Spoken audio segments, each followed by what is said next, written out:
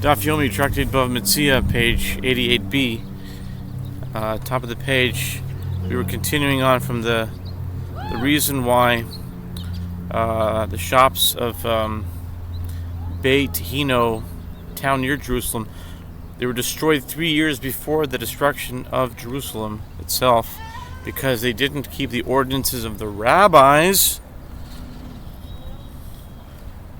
and they strictly adhered to the matters of the Torah. The words on the top of 88b are aser to aser echalta, that a buyer need not tithe the produce he purchases, as derived from the verses, you shall tithe all the produce of your planting, which is brought forth in the field year by year. And you shall eat before the Lord your God. Deuteronomy 14, 22 and 23. Which is interesting because today's daf, in my own learning, is Metzia daf 14, which coincides with daf 88 of Bava Metzia, in which we have Deuteronomy 14, which talks about tithing. They claimed that the phrases "you shall tithe" and "you shall eat" indicate that only the one who eats the produce must tithe it, but not the one who sells it. Likewise, the phrase "the produce of your planting" teaches that the one who performs the planting must separate tithes, but not the one who buys it. Rather, the obligation of a buyer to separate tithes applies by rabbinic law, and the verse is cited as a mere support for this halakha. The residents of Beit Hino did not adhere to this rabbinic law and did not observe the halakha requiring the buyer to separate tithes. It was stated previously that a buyer is not required to tithe produce by Torah law. If so, the same certainly applies to a laborer. Consequently, the term kenafshecha cannot serve to teach that a laborer may eat without tithing, as claimed earlier. The Gemara asks, rather, what does kenafshecha come to teach? The Gemara answers, it comes to teach that which is taught in another brayta. Kenafshecha can mean like your own person, just as with regard to your own person, in other words, the owner. If you muzzled yourself and did not eat from your field's produce, you are exempt from liability for the transgression of "you shall not muzzle an ox when it is treading out the grain, out of the grain." Deuteronomy 25:4. Again, we have 254, 25:4.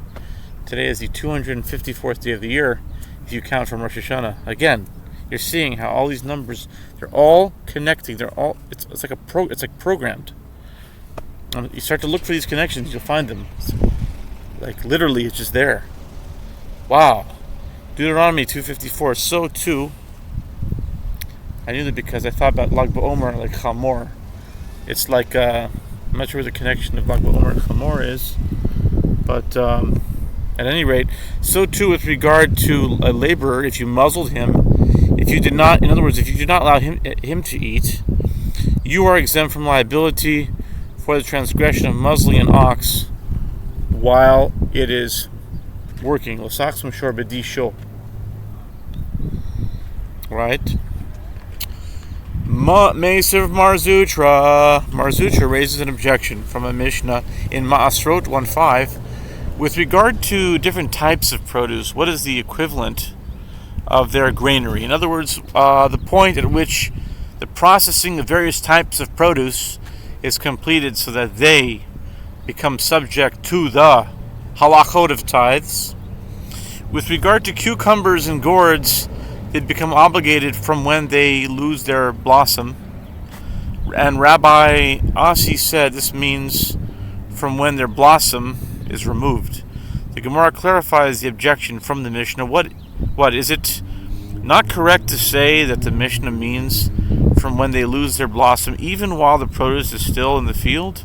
This would mean that the produce is subject to the halachot of tithes before it enters the house or the courtyard, which is not in accordance with the opinions of either Rabbi Yanai or of Rabbi Yochanan. The Gemara answers no.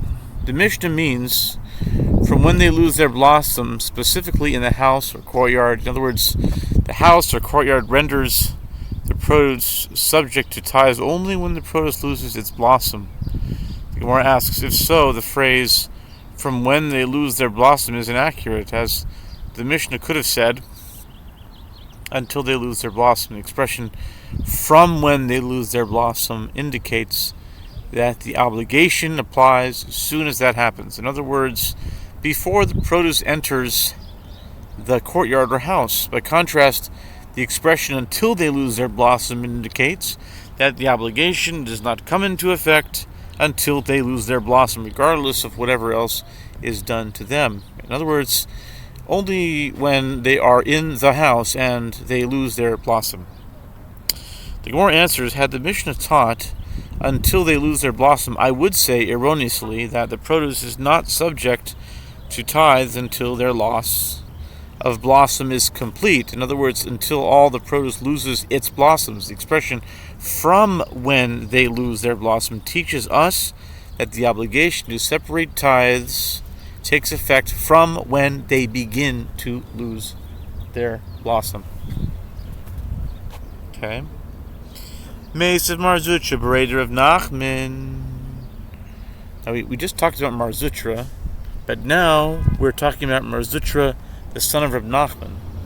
I wonder if they're the same one. Maybe they're different. But at any rate, Mar Zutra, son of Nachman, raised an objection from Braita with regard to produce, its granary for tithes, rendering one who eats it liable for violating the prohibition against untithed produce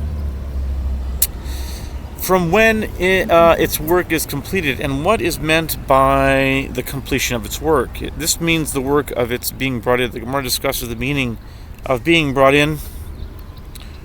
What is it not correct to say that this is referring to its being brought into a pile even while the produce is still in the field?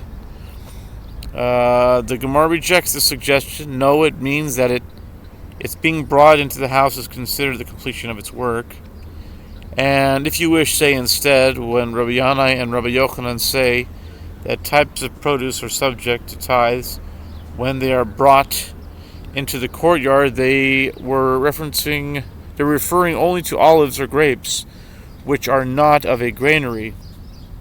In other words, since these types of produce are not processed in a granary, which is a typical criterion for rendering produce subject to tithes,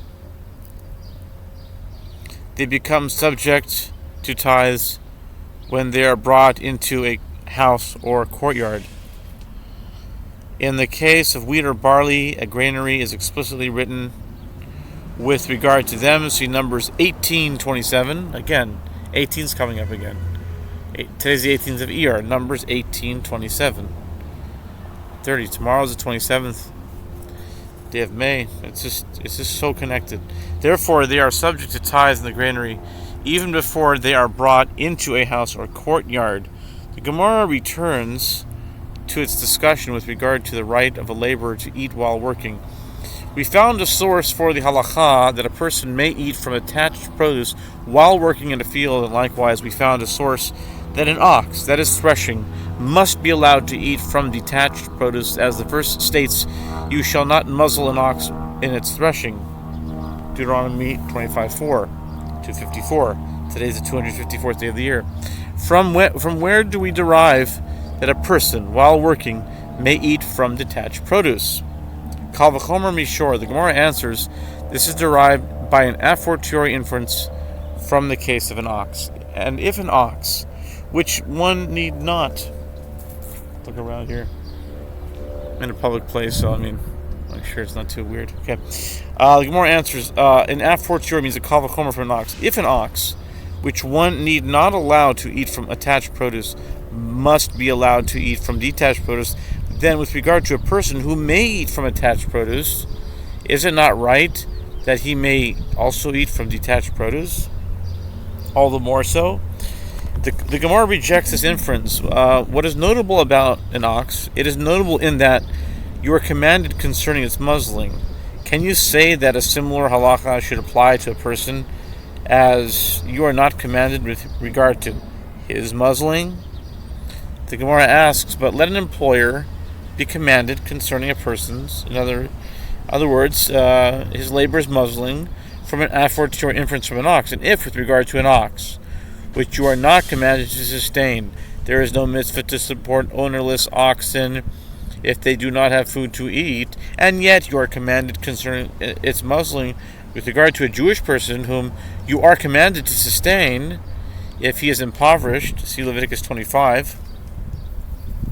Yesterday was May 25th, 35 through 36. It is not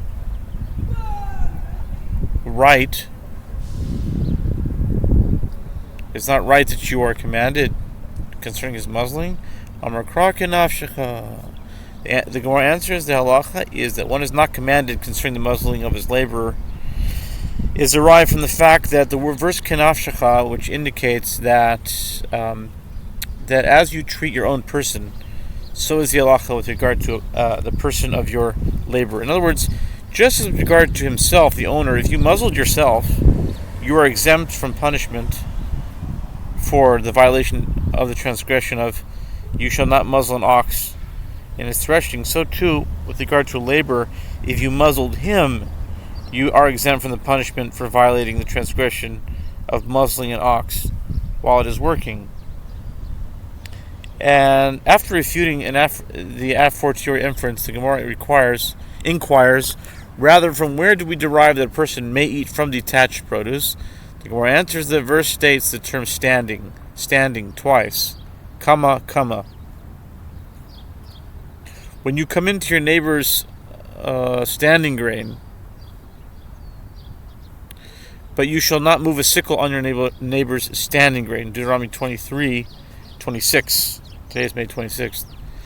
If the second expression is not applied to the matter of the right of a person to eat from attached produce, as the halacha has been derived from the first mention of standing, applied to the matter of the right of a person to eat from detached produce.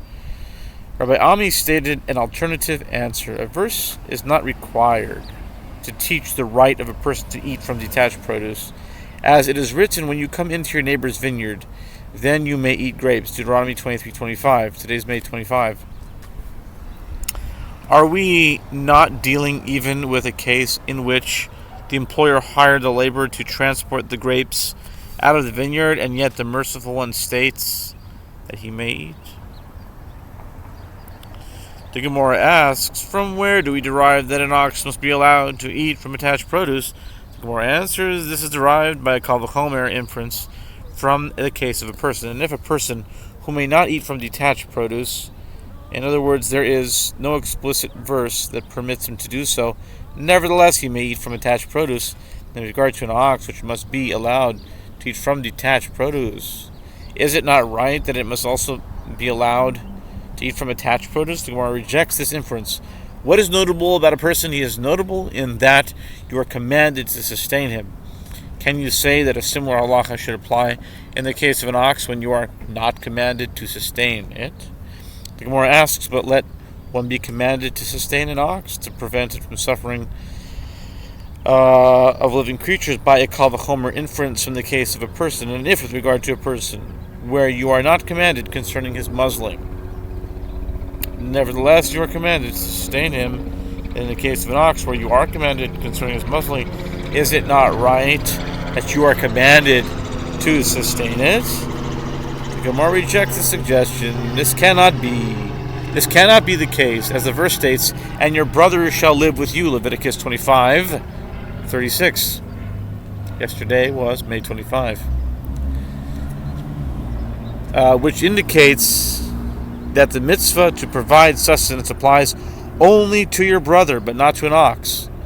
After refuting an a fortiori inference, the Kal V'chomer, the Gemara inquires rather, from whence do we derive that an ox must be allowed to eat from attached produce? The Gemara answers, the verse states the term your neighbor twice in Deuteronomy 23:26. Today is May 26th. If the second expression is not applied to the matter of the right of a person to eat from attached produce, as the halacha has been derived from the first mention of your neighbor, apply it to the matter of an ox, that it must be allowed to eat from attached produce. Ravina said, verses are not necessary either for the halacha that a person may eat from detached produce, or for the halacha that an ox must be allowed to eat from attached produce.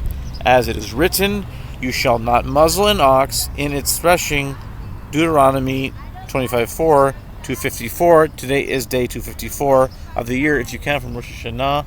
Today is Lag BaOmer.